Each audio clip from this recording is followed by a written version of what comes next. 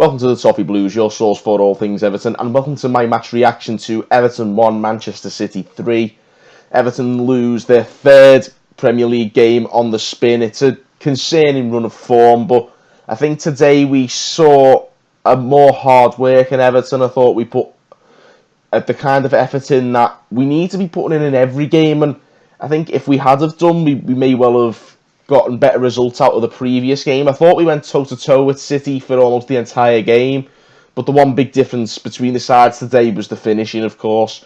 City players, obviously, as we know so well with Man City, they beat Watford 8-0 last week. They have the killer instinct needed, and we didn't. That's really frustrating me. What really annoys me about today's game, though, more than anything, is, like I just say, if we'd have put this kind of effort in against the likes of Sheffield United and Bournemouth, we'd have probably won those games. We'd have certainly come out of them with a lot more dignity than we did, at least. The other annoyances, of course, are inability to convert the chances we create. Yes, Dominic Calvert-Lewin got himself a goal today, his third of the week, as a matter of fact, but he should have levelled it up again at 2-1, and he didn't. Fair play to Ederson, who did keep us out on a few occasions today, but even then, we still clearly seem to lack the striker that we can rely on. Now, I've got a bit of an interesting take on this, and not everybody's going to agree with me on this. There's people still pointing fingers at Marco Silva even now after the game, where I thought we did play okay. But the question for me is, why isn't Marcel Brands being scrutinised? I'm not by any stretch slating Moise Kean. He's clearly talented. He probably does have a very bright future ahead of him, but he's only 19. He's inexperienced. This is his first Premier League season.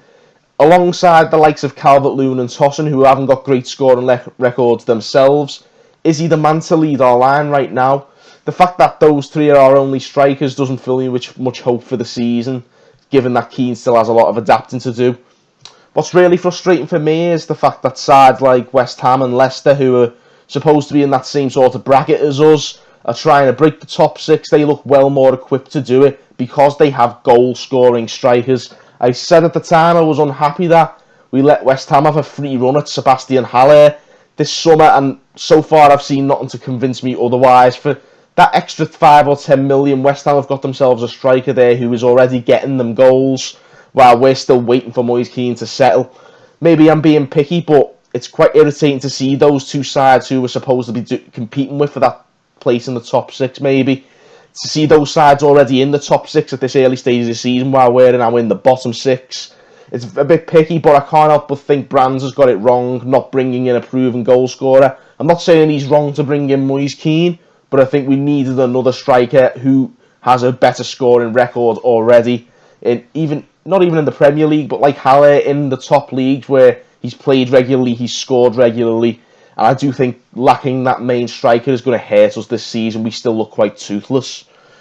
Just a bit of food for thought, really, there, guys, because I think Brands is getting a bit of an easy ride at the moment, while Silva's taking flack from all corners. What can Silva do if the recruitment isn't right? I know those guys are supposed to be a team and they're supposed to work together, and perhaps Silva was involved in advising Brands on who to recruit, but for the most part, I think Brands has done a brilliant job here since he come in. He's brought the right players in, but I think he did get it wrong this summer. The striker situation at Everton still concerns me. Nonetheless, this performance against the champions was pretty valiant, and hopefully it buys Silva a little bit of goodwill ahead of the next game against Burnley. But make no bones about it, that Burnley away game is a must-win for us now. We're 15th in the table, which is absolutely disgraceful for the quality we've got. The performance today suggests we have kicked on a bit from the debacles against Bournemouth and Sheffield United.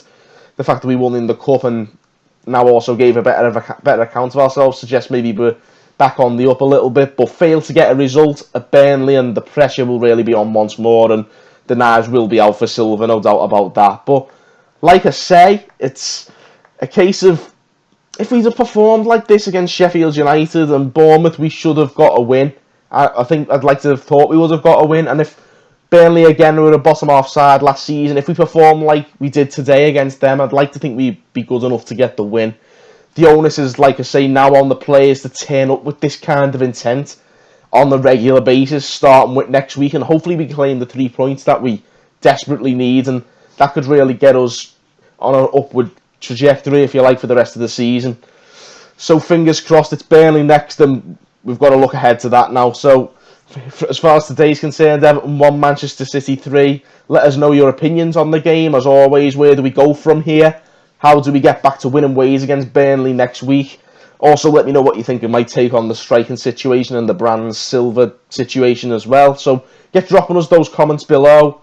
As always, like and subscribe. And thank you guys for tuning in again on the Toffee Blues.